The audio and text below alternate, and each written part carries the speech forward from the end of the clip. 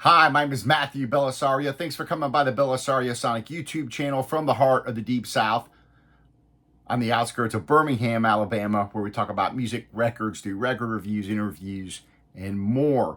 Really excited today to be reviewing a new album on the Bluenote label, the first release by the Branford Marsalis Quartet on this label. Released March 28th, we have a full album interpretation of Keith Jarrett's 1974 album called Belonging. And here is the record that you'll soon be listening to with me. Here shortly, I'll be playing at least 3 songs off of this. Very cool album. Now, this was an album I was not that familiar with from the original Keith Jarrett European Quartet. And so this, over the past couple of days, I've listened to each track back to back off the first original album, ECM album, and then this one, streaming, driving back and forth places. I've listened to one LP, the first LP here today on my other turntable, and so I've got a pretty good gist of this album and the ECM album, the original one, which is really, this is a really neat project and a bold project, even for these guys. I mean, obviously this caliber of musicians is incredible. You've got Joey Calderazzo on piano, Eric Revis on the bass, Justin Faulkner on drums, and of course the great Branford Marsalis on the saxophone. I saw them back in January of 2020 here in Birmingham, Alabama at the Alice Stevens Center. It was an incredible musical performance. These guys are so well versed in the jazz language that they can play anything going back to like the 20s, 30s, all the way up into modern jazz. That's how talented these guys are. Going on the website and reading about this undertaking, Branford says that he wasn't familiar with the European Quartet until Kenny Kirkland, the great pianist who was actually a member of Branford's first quartet, introduced him to this European Quartet. And he said he was sitting on a plane sometime in the 80s, and Kenny came over and put his headphones on his ears. And he was listening to Jarrett's 1979 album called My Song. He says when Kenny went to take the headphones back, he stopped him, slapped his hand away, and when he got to the next city, he went out and bought every recording by that band. So that's kind of how we got into this European Quartet of Jarrett's.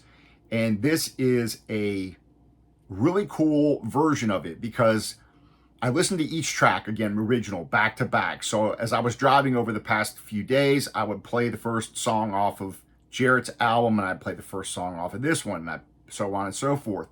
This is what I consider to be both somewhat faithful to the original, so it's not destroying its foundational integrity.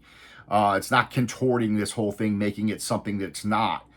But they're also putting their own stamp of originality on it. So I think fans of the original ECM release will be happy that they will be able to recognize the basic melodies, song structures, but at the same time, really enjoying the new interpretation by these musicians. So very passionate and intense solos, different dynamics. They play a lot, with the structure somewhat, but again, not so much where they just, turn it into something completely different. So to me, this is the best of both worlds when it comes to an undertaking, which is obviously not done very often. You don't have very many bands going and picking a complete album such as this and redoing it. Pretty cool. These musicians are definitely more than capable of pulling this off, and they do so amazingly. I want to cover the 4 people in this band just very briefly. I know you know who Branford Marsalis is, born in New Orleans, 1960, attended the Southern University of Baton Rouge, where he studied under the renowned jazz clarinetist Alvin Batiste. He then transferred to the Berklee College of Music, and he started playing alto tenor saxophone in Blakey's band at first. Over the next year, he played with Lionel Hampton, Clark Terry. He went on the Japanese tour with Herbie Hancock, and then, of course, played with his brother in his first quintet and continued to work with Winton into the mid-'80s, and then released his own album called Scenes in the City, which is a fantastic record. And as we know, Branford's played with countless musicians across genres. He's played with Sting, everybody knows that, the Grateful Dead. He became, in 1992, the leader of the Tonight Show band. In relation to this quartet that you have, he started the Branford Quartet back in 1986, and then you had pianist Kenny Kirkland, Jeff Tane Watts on drums, and Robert Hurst on bass. You would have, I think 5 albums before lineup changes were made. And then 1997, Eric Revis replaced Hurst, and soon after Kenny Kirkland passed away, you had Joey Calderazzo step in on piano. This lineup has toured and recorded extensively, and then you had one more lineup change that occurred in 2009, where the prodigy Justin Faulkner came into the fold as the drummer in this lineup. Branford, I think I counted over 36 albums he has as a leader, and too many to count as a sideman, playing with everybody from Diz to Sonny Rollins, Terrence Blanchard, Harry Connick, Roy Hargrove, Miles Davis, Kurt Elling, Billy Hart, Charlie Hayden, Horace Silver, and the list literally goes on. So Joey Calderazzo, born 1965, New Rochelle, New York, began studying classical piano at the age of 8. His brother apparently got him interested in jazz, and he studied with Richard Bayrock in the late 80s, and continued his studies at the Berklee College of Music and the Manhattan School of Music. And he began playing professionally with Dave Liebman and Frank Foster, and of course Dave Liebman and Richie Bayrock have played together for many years. At a music clinic, however, he met Michael Brecker, became part of his quintet beginning in 1987, and he appeared on Brecker's albums Tales from the Hudson and Two Blocks from the Edge as pianist and composer. 1990, he signed with Blue Note Records, and Brecker produced his first album, In the Door. And of course, then joined Branford Marsalis' band. He was one of the first musicians to sign with Branford's music label, and he has 13 albums as a leader. We go to Eric Revis, born in 67 in LA, and he kind of rose to prominence playing with Betty Carter, the great vocalist, in the mid-'90s.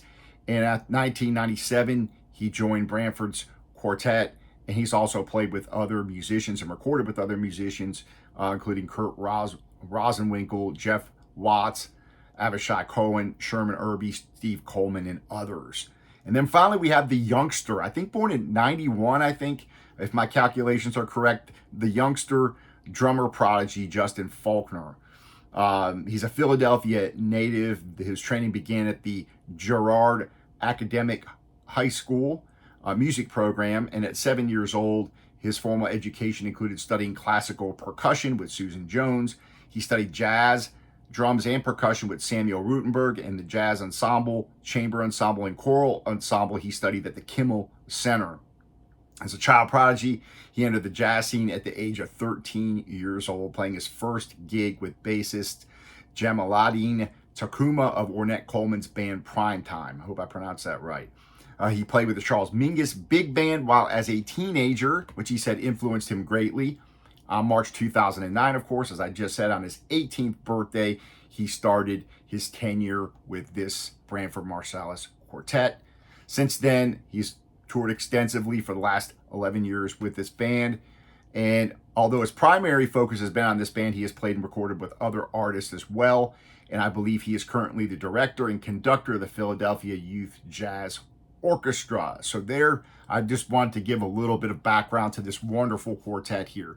Because what you're getting ready here is fantastic. So I already have the first record cleaned off. I'm going to drop it on the Fluence RT85 with the Ortofon Blue, go through the Vincent Audio Faux 701 preamp into my Yamaha HSH. This was recorded by Rob Wacko Hunter at the Ellis Marsalis Center for Music in New Orleans on March 25th through the 29th, 2024.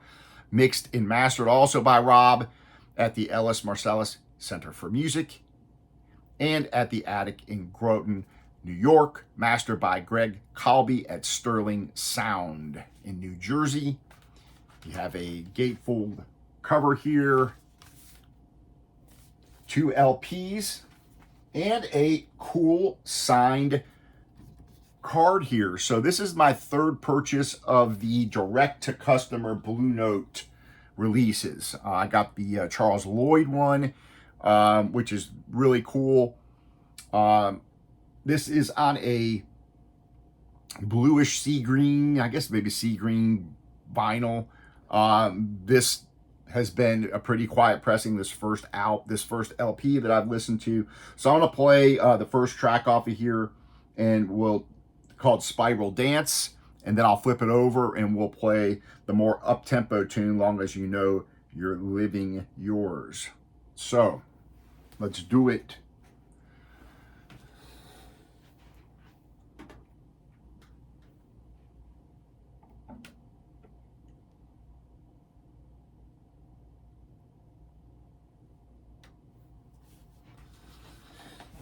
All right. Appreciate you guys hanging out and joining me for new music. And again, if you listen to the original and then listen to this, you're going to hear some familiarity.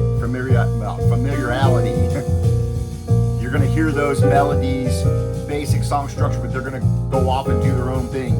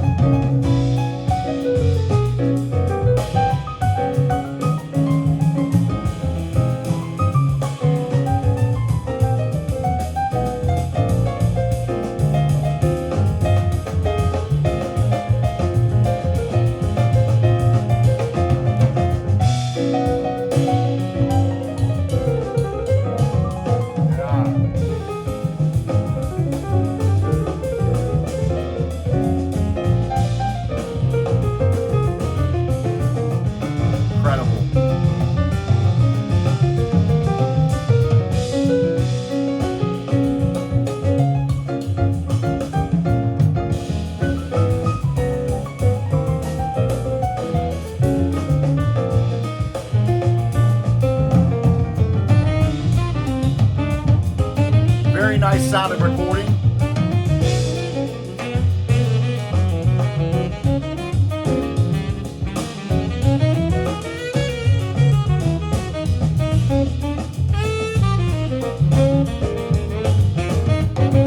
Drums sound very nice.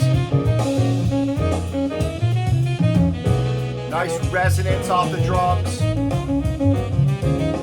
Saxophone sounds nice and warm.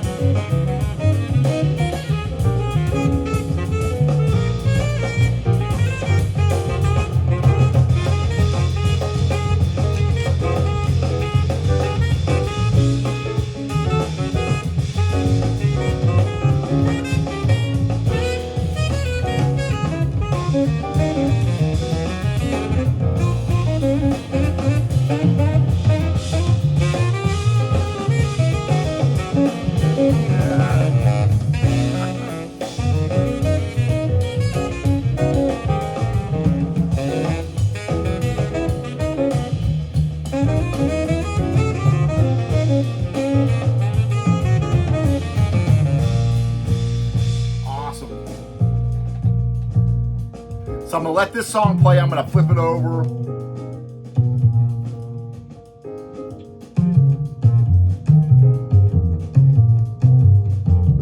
Eric Revis on the bass.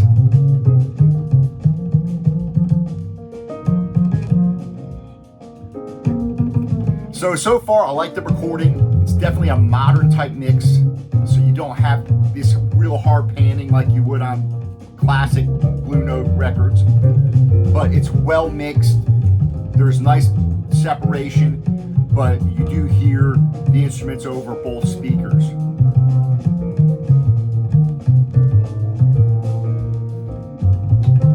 There's pretty good depth to it. Again, it's a nice warm sound.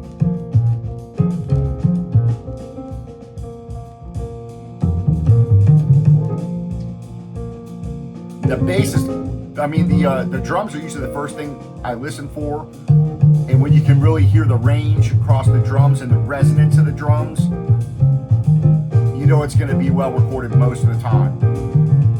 If you hear thuddy drums, muddy drums, you're going to have problems. This sounds really nice.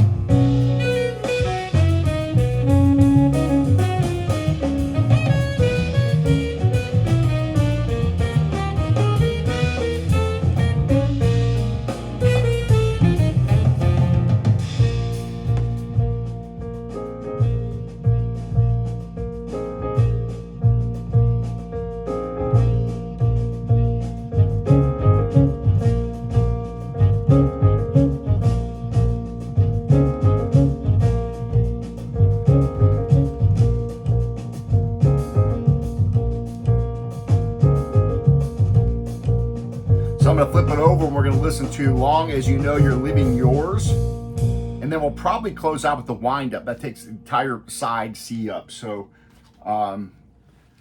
there was a brief interview. Don Was does those first look interviews, which I'm going to be critical here because they're always too short.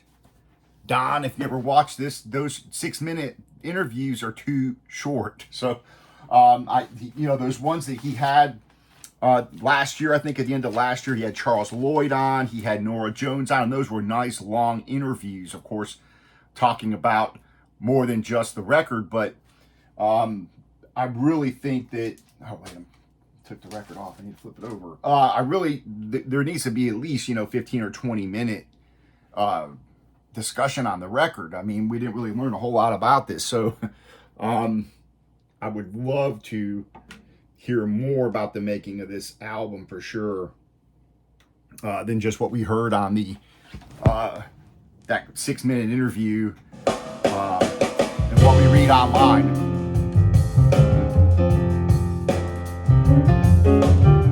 This is a really cool tune. This really, when I listen to the original and then listen to this back to back, it's definitely in my head now. There's just this groove and this cool little melody here, and then just a really cool tune here.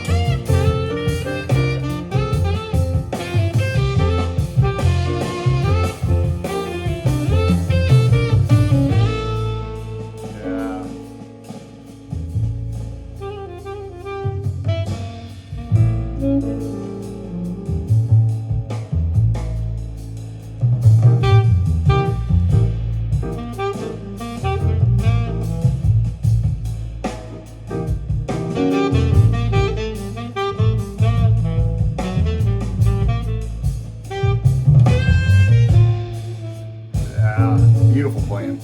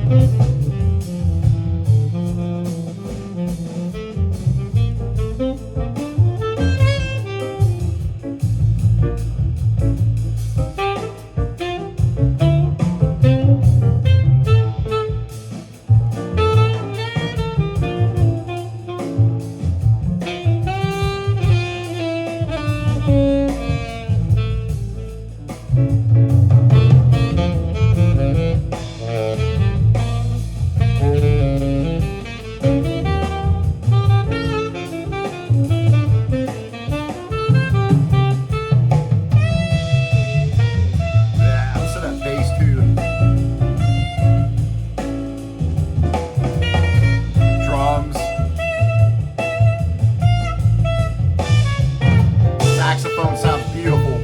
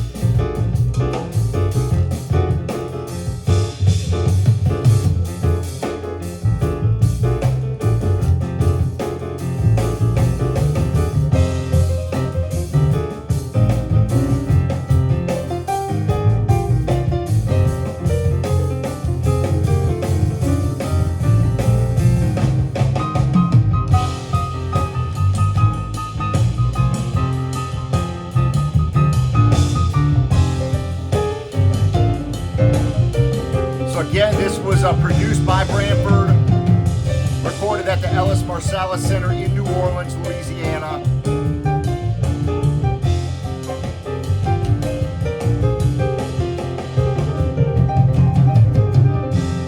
March 25th through 29th, 2024.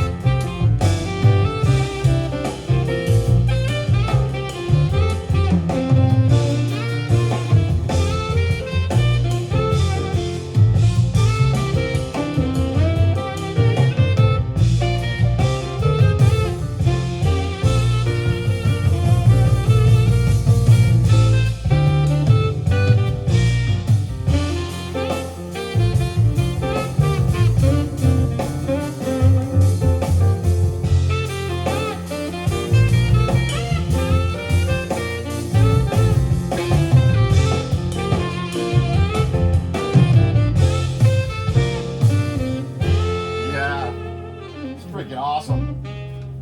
So if you like the first album, I think you're really going to like this as well.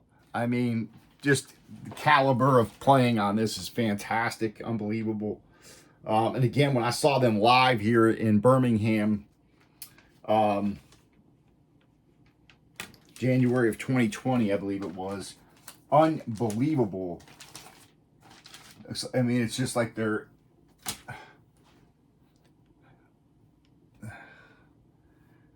playing is effortless. I mean, they're so good. All right, so let's put on side 3. We'll listen to the majority of this here, the wind-up, and we'll close out the video on this.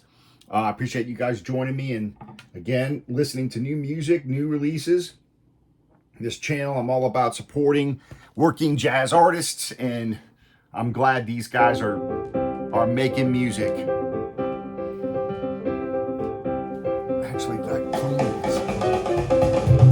Actually, let me make sure I clean this off here.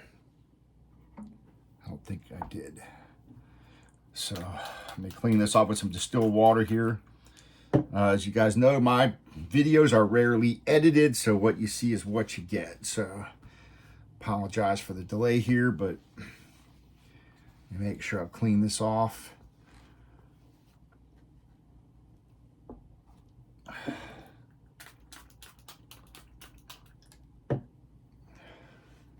So far, the records are pretty quiet. They're good presses, flat, and you know these transparent or semi-transparent colored vinyls seem to be pretty good comparatively to the opaque ones or the swirled colors and stuff like that.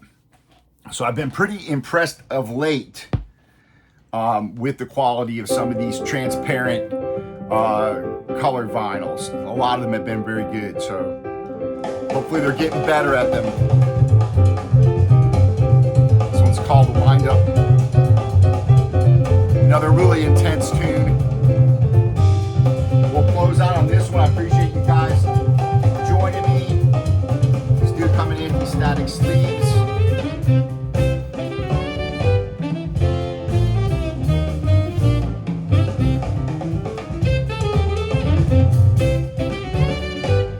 Get the direct-to-customer signed cards while they last.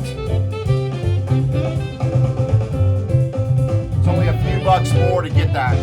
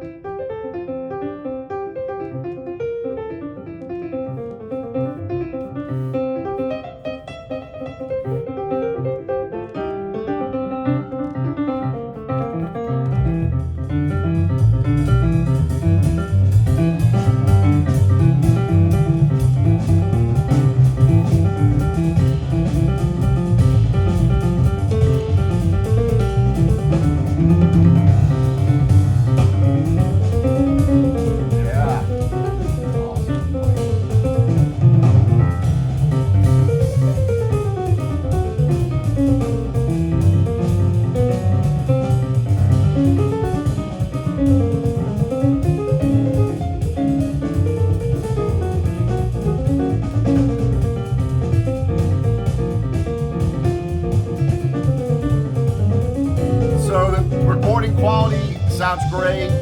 Definitely a modern mix. Some nice warmth and depth to this recording.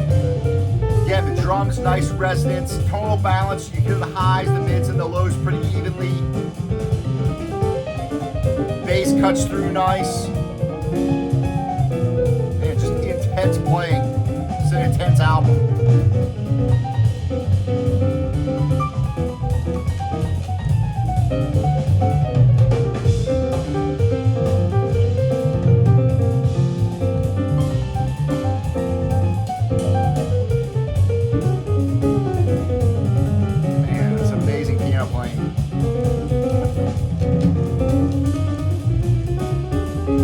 Drums too.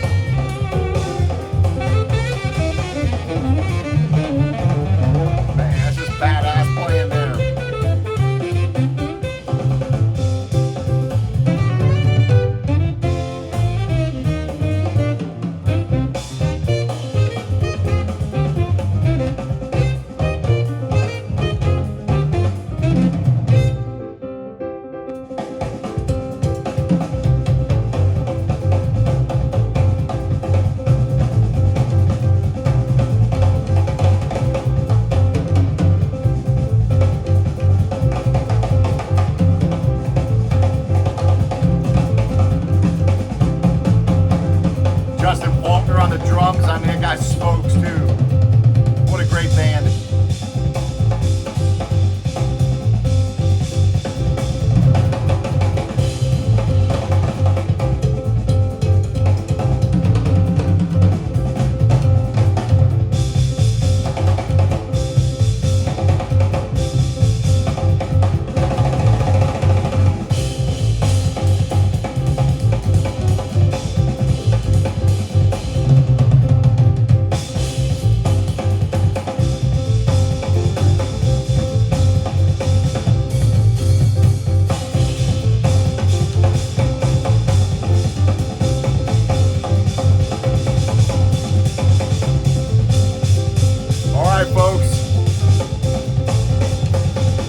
Joining me. This is definitely a breathtaking